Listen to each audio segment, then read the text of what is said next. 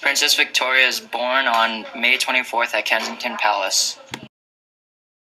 Victoria had a clear grasp of both constitutional principles, which she used in 1839 by setting aside the past, which she decreed the dismissal of the current ladies of the bedchamber. Princess Victoria's father died in January. She then becomes the heir to the throne.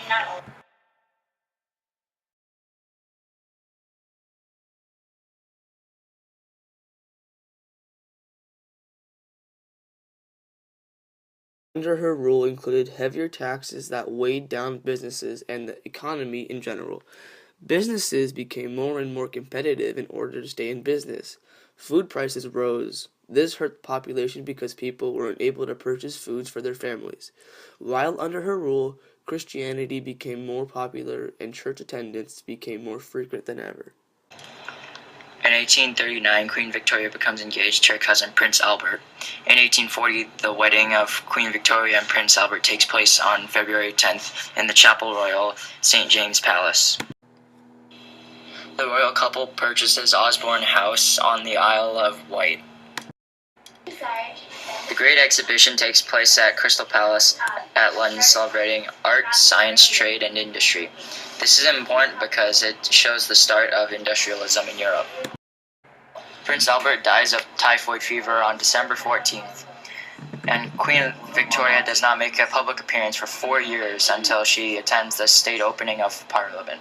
Victoria was persuaded to open Parliament in person in 1866 and 1867, but she was widely criticized for living in seclusion, and quite a strong Republican movement developed. The Queen's influence during the middle years of her reign was generally used to support peace and reconciliation. Queen Victoria is given the title of Empress of India.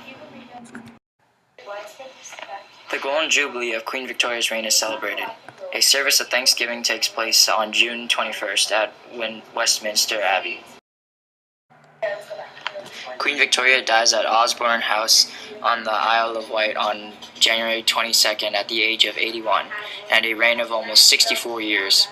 She is buried in the Frogmore Mausoleum at Windsor next to Prince Albert.